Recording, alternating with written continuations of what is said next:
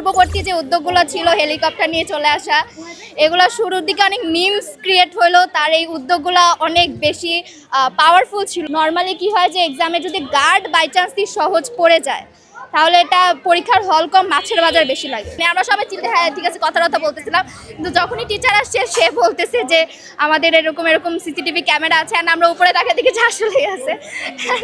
যখন সরকার এরকম একটা কথা, মানে মন্ত্রী যখন আমাদের এরকম কোনো একটা কথা বলেছিলেন, মিলন স্যার, যে এরকম ক্যামেরা থাকবে, তো আমরা জিনিসটাকে, সত্যি কথা বলতে অ্যাটলিস্ট আমি আমার কথা যদি বলি যে আমি জিনিসটাকে ফানি ওয়েতে নিয়েছিলাম, যে না কেমনে পসিবল সারা বাংলাদেশে এভাবে প্রত্যেকটা কেন্দ্রে কীভাবে ক্লাসরুম সিসিটিভি ফুটেজ থাকবে। বাট এটা অ্যাকচুয়ালি ছিল, অ্যান্ড হ্যাঁ এটা কাইন্ড অফ আনএক্সপেক্টেড ছিল। অ্যান্ড হ্যাঁ এটার জন্য আরেকটা জিনিস হয়েছে, ওটা হচ্ছে যে বাচ্চারা অনেক বেশি সিনসিয়ার ছিল, কথা খুবই কম হয়েছে।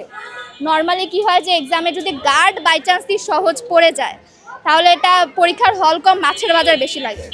সো ওই জিনিসগুলো কম ছিলই। পূর্ববর্তী যে উদ্যোগগুলো ছিল হেলিকপ্টার নিয়ে চলে আসা, এগুলো শুরুর দিকে অনেক মিমস ক্রিয়েট হলো। তার এই উদ্যোগগুলো অনেক বেশি পাওয়ারফুল ছিল আফটার অল। অ্যান্ড ওই টাইমটাতে আমি এটাও শুনছি যে ওই টাইমটাতে বলে শিক্ষা ব্যবস্থা অনেক বেশি উন্নত ছিল, প্লাস যাই হোক এভরিথিং অ্যান্ড অল।